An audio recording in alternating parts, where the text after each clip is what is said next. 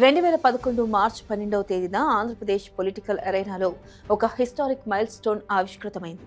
మహానేత doctor YS Rajasekhara Reddy ఆశయాలను గుండెల్లో నింపుకొని కోట్లాది మంది ప్రజల ఆస్పిరేషన్ కి ఒక స్ట్రాంగ్ వాయిస్ గా నిలవాలని వైఎస్ జగన్మోహన్ రెడ్డి యువజన శ్రామిక రైతు కాంగ్రెస్ పార్టీని స్థాపించారు. నాడు పులివెందుల గడ్డపై వేసిన ఆ ఇనిషియల్ స్టెప్ నేడు 15 సంవత్సరాలు సక్సెస్ఫుల్ గా పూర్తి చేసుకుని 16వ వసంతంలోకి అడుగు పెడుతూ రాష్ట్ర రాజకీయాల్లో ఒక అన్స్టాపబుల్ ఫోర్స్ గా ఎదిగింది.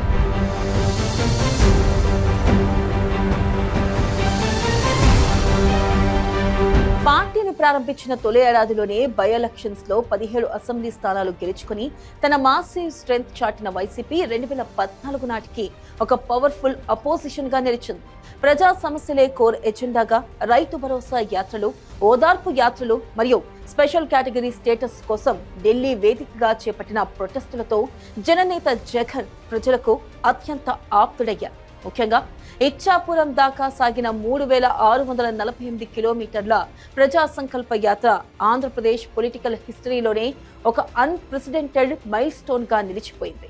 ఆ యాత్రలో ఆయన చూసిన ప్రతి కన్నీరు, విన్న ప్రతి కష్టం రేపటి వెల్ఫేర్ మేనిఫెస్టోకి ప్రాణం పోసింది.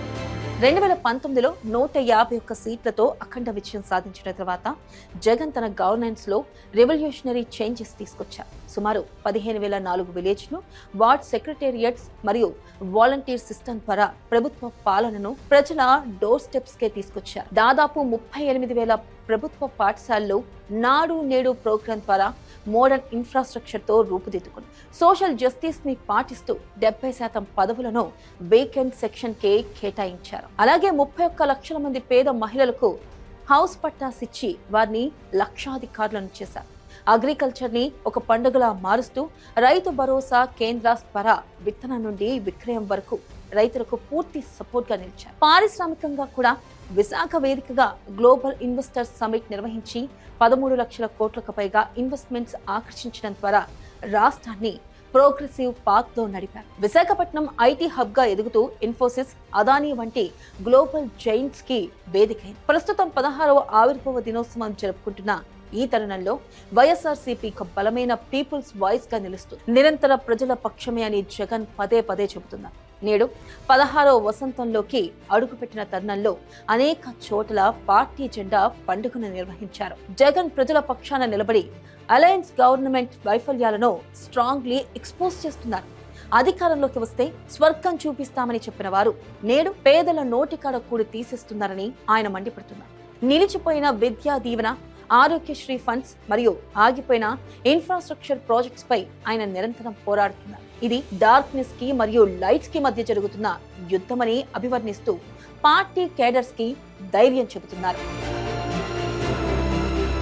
ప్రస్తుతం అలయన్స్ గవర్నమెంట్ పాలనలో నిలిచిపోయిన డెవలప్మెంట్ వర్క్స్, పడకేసిన ఇన్ఫ్రాస్ట్రక్చర్ మరియు మధ్యలో ఆగిపోయిన వెల్ఫేర్ స్కీమ్ పై ఒక అన్కాంప్రమైజింగ్ స్ట్రగుల్ చేస్తూ ప్రజల పక్షాన నిలబడటమే వైఎస్ఆర్సీపీ ప్రధాన గోల్. జగన్ చూపు ఇప్పుడు రాబోయే ఫ్యూచర్ పై.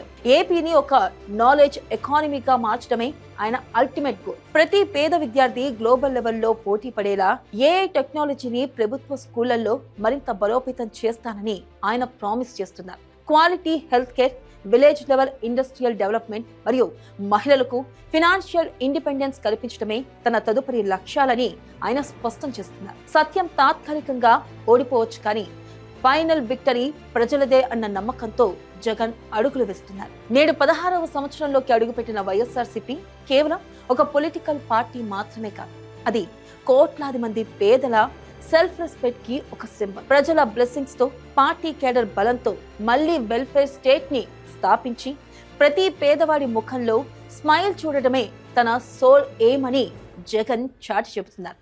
మీకు ఈ వీడియో నచ్చినట్లయితే మరిన్ని పొలిటికల్ అప్డేట్స్ మరియు ఇన్ డెప్త్ అనాలిసిస్ కోసం బిఎన్ఎస్ మీడియాను ఇప్పుడే సబ్స్క్రైబ్ చేసుకోండి.